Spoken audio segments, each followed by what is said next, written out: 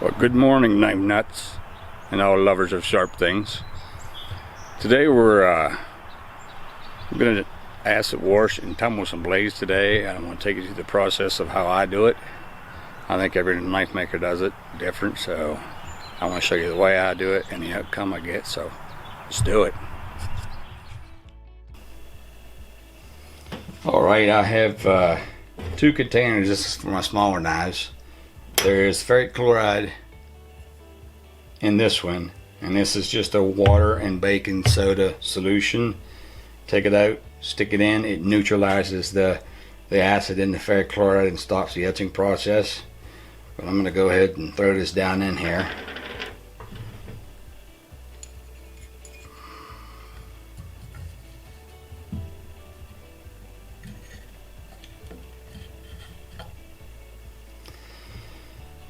Now, depending on the grind and what I'm going to do with the knife, this is going to be a two-tone finish. Actually, I'm going to put a Scandi ground on this knife. I'm going to acid wash it in here, neutralize it, and I'll spray it down with WD-40, and then I'll go into the tumbling process.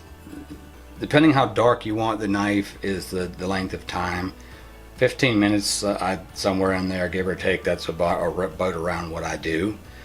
So I'll let this etch, and then we'll neutralize it. And from there, I'll go ahead into the tumbling part, and I probably tumble a little bit different than others. The way I got my tumbler set up, I think it's more aggressive and it does things a lot faster.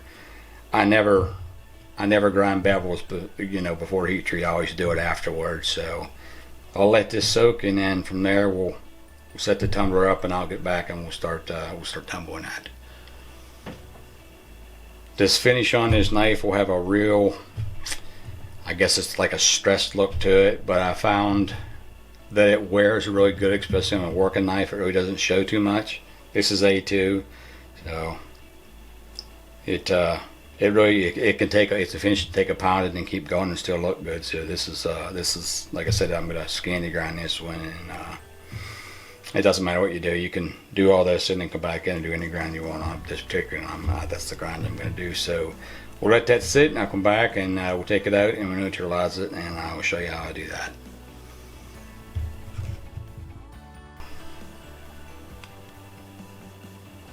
Alright, it's been about 10 minutes. I'll take it out and I'll neutralize it, and I'll see how dark I got it. I may put it back in there depending on how dark I got it. See it bubbling?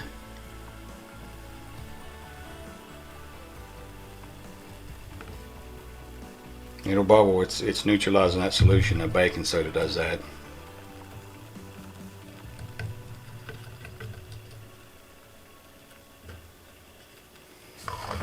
That stuff is strong. Don't want to breathe that too long.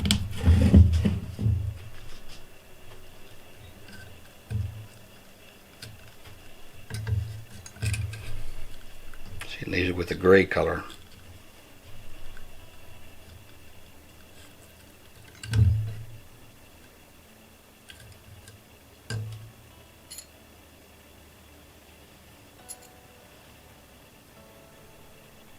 It's about where I want it at. So I'll go ahead and take this out and spray it off with WD-40 and wipe it down, and then in the tumbler it will go.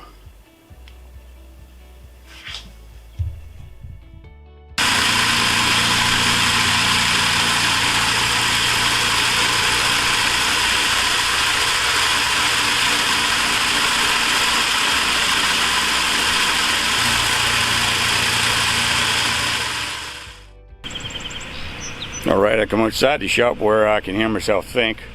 How I get out of that thing, it gives you a headache. But I'll let that tumble for 10-15 minutes. I'll check it, and if it's not the pattern I want, I'll go ahead and redo it again. But I'm not going to try to video that thing. It jumps around. I had to move it around to get it to stay still. I pour it up middle of the floor. I usually have it under my bench where it's at now. But I wanted to bring it so I can show you. But it jumps around like a jumping bean. So I'll go back with you when it's done.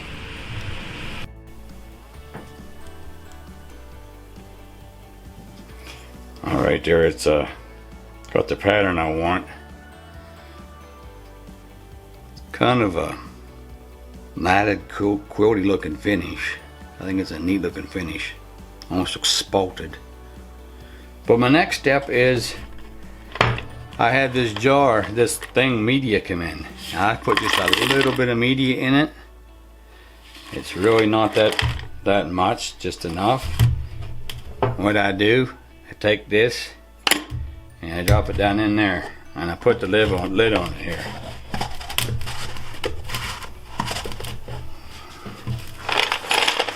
I'll start to show you what I do with it, but after that I'm gonna turn it off because it's just gonna be loud. I actually get this and I shake it.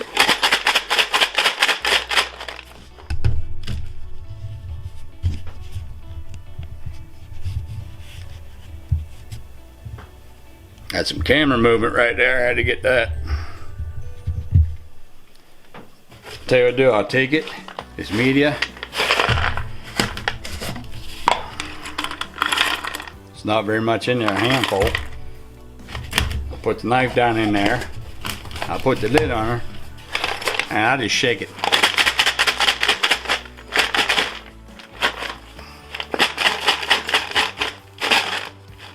Side to side, up and down, all different ways.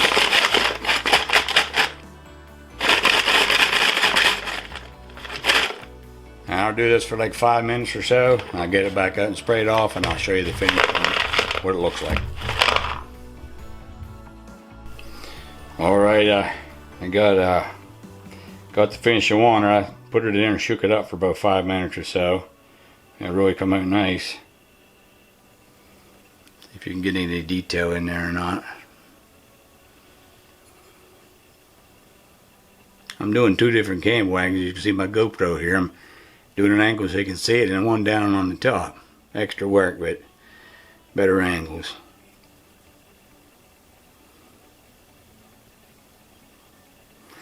Alright, that thing is ready to grind and finish. I don't know if you can see it in there. You can still see my maker's logo.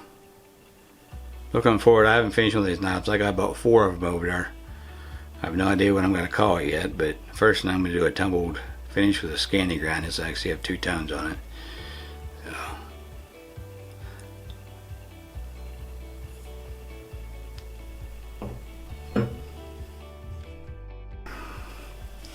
Alright guys, I hope you liked that little tutorial I did. I know everybody does them different.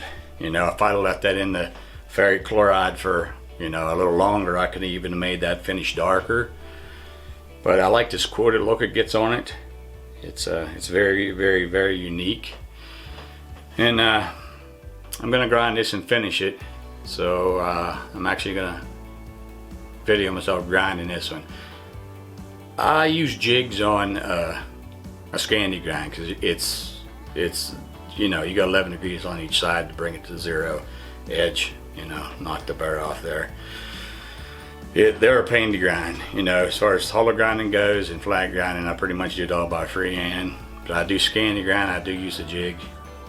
So this makes them a lot faster and a lot easier. But after, you know, 20 years of freehand grinding, I can probably do a Scandi grind too, but it's just more productive and a little faster if you're doing a couple in one time.